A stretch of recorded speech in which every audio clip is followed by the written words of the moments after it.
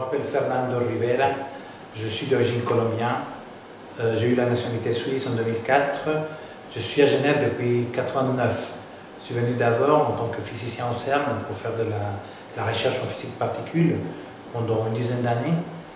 Et puis là, je passais travailler dans le système des Nations Unies, où je travaille actuellement.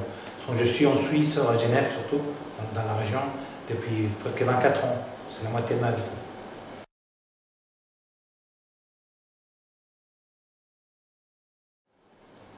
Je suis fonctionnaire international, c'est celle-là ma profession. Dans mon pays d'origine, quand on demande quelle est la profession, on a une tendance à dire est-ce qu'on a étudié. Donc on dit je suis ingénieur, même si je conduis un taxi. Mais ici, ce n'est pas le cas, je pense profession, c'est ce qu'on fait. Donc je suis fonctionnaire des Nations Unies, dans une agence spécialisée des Nations Unies.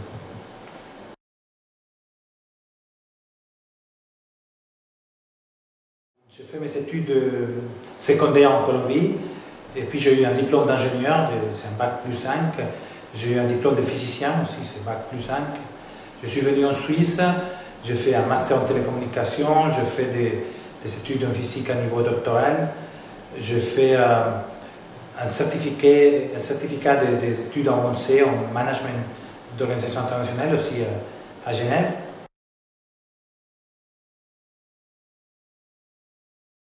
Je suis chargé de la coordination de l'élaboration des plans stratégiques.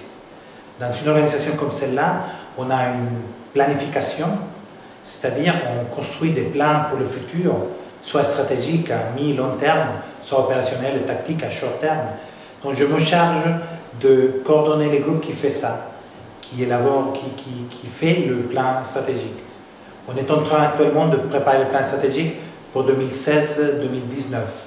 Ça s'est fait en avance, ça va être approuvé l'année prochaine, j'espère bien, par le Conseil des États membres, au mois d'octobre.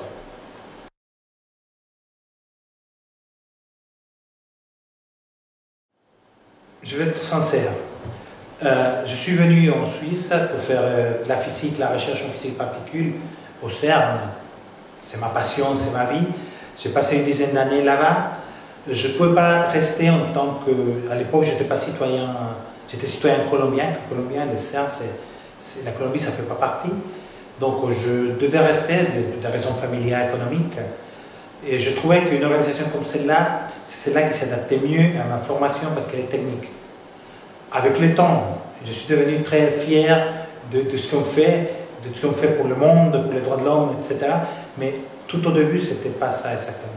Je trouvais un boulot où là, je pouvais continuer à vivre ici et à travailler ici.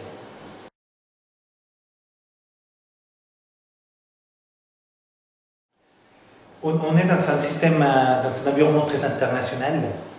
Donc il faut beaucoup de compétences au niveau communication, ce qu'on appelle networking, organisation soi-même, organisation des réunions, des choses comme ça. Et sinon, du côté de ce que je fais particulièrement, il faut des compétences au management. Il faut connaître la gestion de risque, la gestion de la performance, il faut savoir élaborer un plan, il faut faire le suivi de ce plan-là. Donc, c'est des compétences management administratif.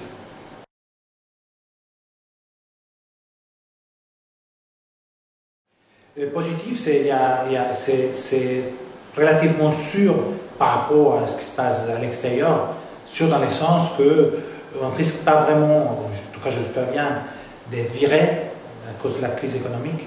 Hélas, ce n'est pas le cas pour tout le monde. Donc il y a une stabilité, il y a des avantages par rapport à l'éducation des enfants. Bon, mes enfants sont encore tout petits, mais à l'époque, ils vont pouvoir, j'espère bien aussi, avoir cette aide que les Nations Unies donnent aux enfants des fonctionnaires pour suivre ces études.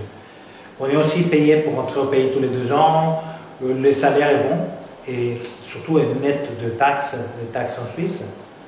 Donc il y a une certaine quantité de bénéfices, disons, matériaux, en plus du fait que maintenant, je me sens en tout cas, partie d'une aventure humaine qui nous fait bouger vers une solution à des problèmes qui ont beaucoup de monde autour de la planète.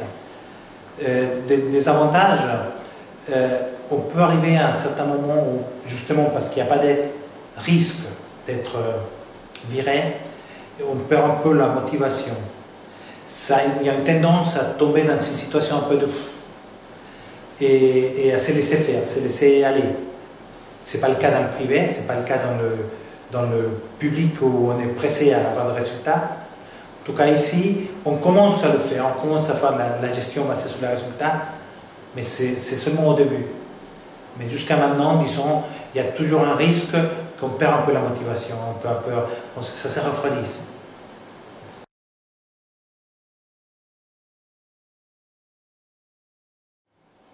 C'est intéressant de voir qu'on fait à l'UIT l'aide au développement. Moi, en étant moi-même originaire d'un pays du tiers-monde, ça m'a beaucoup touché de voir comment on peut participer dans des projets qui peuvent aider les pays en voie de développement, en particulier l'Afrique, le Sud-Est asiatique et puis l'Amérique latine, à se développer. Donc je trouvais que là, c'était vraiment une raison d'être ici, faire des choses comme ça. Sinon, ce que je fais actuellement, c'est académiquement très intéressant. C'est l'élaboration d'un plan stratégique de A à Z. On fait tout, on suit toutes les étapes. On va présenter partout dans des conférences, on va le montrer comme un exemple. Mais il faut encore que ça soit utilisé après. Si c'est utilisé, si dans 7 ans, ils l'ont utilisé, je serai très content.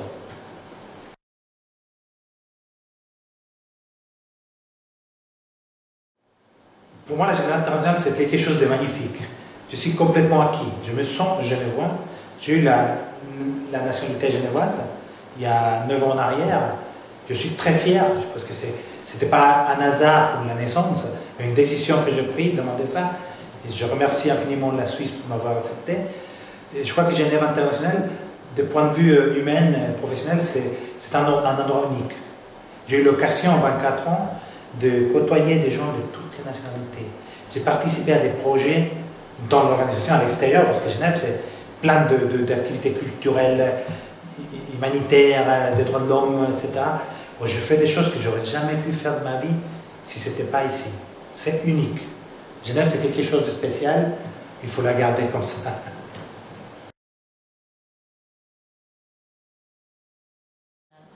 Je voudrais les encourager à participer.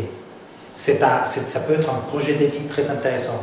C'est une chose qui permet de faire des choses intéressantes, importantes, qui touchent plein de monde. On peut être vraiment fier, ça donne une fierté saine de pouvoir faire des choses comme ça. En étant ici surtout, imaginez-vous, moi j'ai dû faire 15 000 km, plein de tours pour arriver à rentrer là. Ceux qui sont là, il ne faut pas avoir honte. Non, mais il faut profiter de ce qu'on a déjà là. Il faut participer. Il y a plein de différentes façons de le faire. Ce n'est pas seulement d'être employé par une agence des Nations Unies, non. Il y a des NGO, des ONG à Genève. Il y a plein. Il y a des activités artistiques, culturelles, internationales aussi qui sont uniques ici. Moi, j'invite vraiment les gens à vivre la Genève internationale, à profiter, à faire partie de ça.